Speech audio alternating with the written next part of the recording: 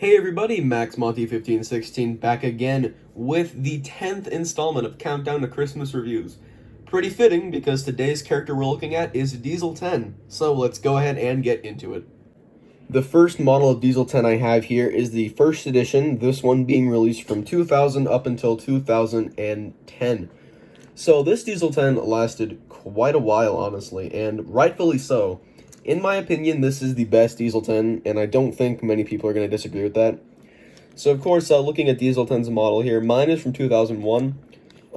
Again, that face is just classic. I mean, he looks plain evil, which, I mean, of course, in his debut movie, he was. And, yeah. So his claw here is made out of plastic, and it can go back and forth like so. It raises up a little bit, but honestly not that much. Mine's in pretty good condition, actually. I'm surprised, because this is my childhood model. But, yeah, Diesel 10 here, really, really stunning model, honestly.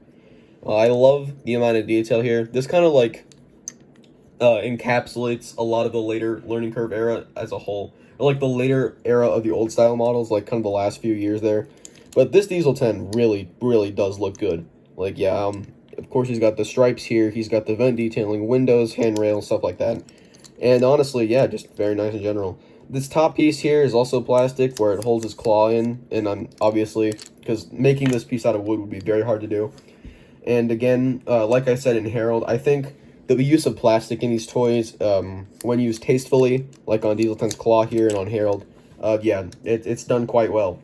So this Diesel 10, honestly, is in my opinion, it's a great model. And yeah, with that out of the way, I don't think I have too much to say about him. So let's go ahead and move on to the next one. The next Diesel 10 I have here is the 2011 edition. This was released to coincide with Day of the Diesels, which was Diesel 10's big return to the series. And this Diesel 10 is actually pretty much identical to the final version here. Only a couple of minor differences here. Of course, you can see that just this area where his face protrudes out and his cab windows, I guess, are just more close up to each other. I don't know how to word that really, but as you can see here, the windows are much closer to his face on the newer version. So that's pretty much the only difference in terms of looks. Again, everything works the same. Now, of course, the elephant in the room here is his face. No one likes this face. He looks insane, actually, and I totally agree with that. This is awful. But yeah, looking aside from that face, the claw here is done in a darker plastic. It has the same functionality as the previous model, and it has pretty much the same details too, although they're just a little bit upgraded from the previous model, which I do like. Yeah, so honestly, this Diesel 10 is actually really good, except for the face. And if this Diesel 10 had the previous face, honestly, I think it would be the perfect Diesel 10 model. The third Diesel 10 variation I have here is the 2013 Mattel edition. Now, this one lasted from 2013 to 2017, and this was Mattel's take on the character. So, one thing that I noticed right away is that he's very boxy. And, it actually is more accurate to the warship class, which is what Diesel 10 is based off of. But I don't know, I kind of like the more curved look, or the more sleek look of the originals. So yeah, but this model is by no means bad. I actually quite like it. The face, it's based off of CGI, and it's not great, but it's better than the previous version, so that's something. Yeah, the claw here is the same. Again, same functionality, except I don't think this one goes as far out. No, it doesn't. But yeah, again, updated graphics here. One thing that's funny to note is that every Diesel 10, like, has, like, the color gets, like, lighter and lighter, which is kind of funny to me. But yeah, in my opinion, this is, like, the last proper Diesel 10, but there are two other models we'll look at, which we'll get into right now. From the same year as the previous model we just looked at, this is the Talking Diesel 10. Now, a couple of years ago, actually about 3 years ago now, when I first got this item, I did a separate review on it, but I'm going to touch on it here too. This Diesel 10 is actually quite different. It's very blocky. There's almost like nothing protruding at the back here, which is a bit strange. And actually some on the front there.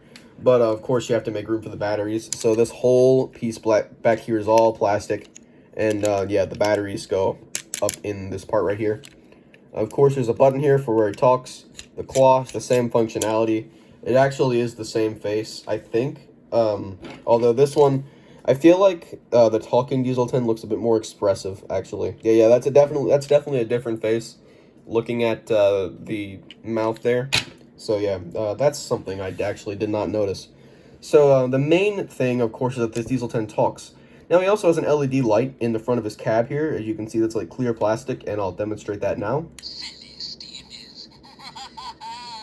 Yeah, that looks really cool. I love the red light in Diesel 10's cab. Honestly, that's a great feature in my opinion. So yeah, as you can see here, his chassis is a bit different, where instead of the previous two bogies, like that, where they swivel back and forth, this one only has one that swivels, sort of, and then this back piece is locked in, because this is where the battery goes and everything. So they kind of had to make it not swivel like that. But yeah, this Diesel 10, honestly, is a really good representation of the character. And the talking Diesel 10, as well as the rest of the talking models, really aren't recognized that often, but I thought I'd like to shed some light on this one, because it is really cool. The final model we have here is a sad excuse for Diesel 10.